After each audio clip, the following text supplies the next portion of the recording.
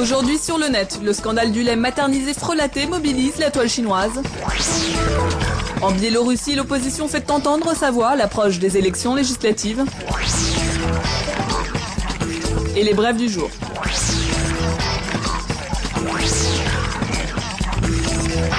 Plus de 6000 nourrissons malades, dont 3 décédés, et les chiffres ne cessent d'augmenter. En Chine, le scandale sanitaire du lait en poudre contaminé prend de l'ampleur et mobilise les internautes. Sur les forums, les commentaires ne cessent d'affluer. Beaucoup critiquent le temps de réaction des autorités alors que des rumeurs avaient fait surface en mars. Selon cet internaute, en raison des Jeux Olympiques, le gouvernement aurait couvert le scandale. Et les rumeurs les plus folles circulent. Selon ce blogueur, le groupe Sanlu aurait payé le plus gros moteur de recherche chinois Baidu pour qu'il filtre et supprime les commentaires négatifs concernant l'entreprise. De nombreux photomontages aux images choquantes ont fait leur apparition sur la toile pour dénoncer l'affaire. Bébés opérés, cicatrices ou même calculs rénaux y sont montrés. Enfin, des clips publicitaires de la marque incriminée ont été mis en ligne. À côté de ces images rassurantes, des commentaires évoquent la substance chimique utilisée pour teinter le lait, la mélamine.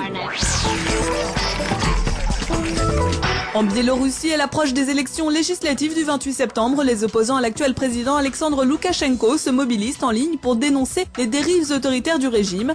Les membres de l'organisation Charter 97, qui réunit opposants et intellectuels biélorusses, appellent sur leur site au boycott du scrutin qu'ils qualifient de farce politique. Ils mettent en ligne ces photos et vidéos d'une manifestation organisée mardi dans la capitale pour marquer l'anniversaire de l'enlèvement de 2 opposants politiques, un rassemblement réprimé par les forces de police. Ce documentaire engagé revient lui sur la réélection de Loukachenko à la tête du pays en mars 2006 avec 82% des votes. Un résultat contesté par l'opposition qui s'attend à de nouvelles irrégularités lors du prochain scrutin parlementaire. Enfin, Journeyman Pictures propose à travers ce film une plongée au cœur du régime Loukachenko, un régime toujours empreint du système soviétique, ce qui lui doit le surnom de dernière dictature d'Europe.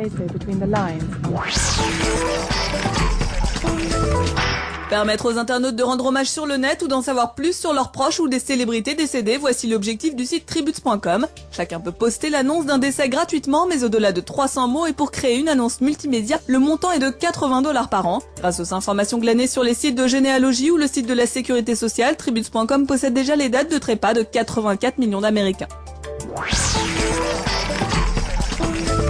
Lonely Girl, Kev Jumba ou encore What the Buck ont un point commun, tous se sont fait remarquer via YouTube. Auteurs de vidéos humoristiques, ils viennent d'être recrutés par la chaîne américaine HBO pour jouer dans une série. Intitulée Hooking Up, elle sera diffusée en ligne dès le 1er octobre. Le pitch, 5 étudiants aux prises avec les moyens de communication en vogue, comme Facebook ou Twitter.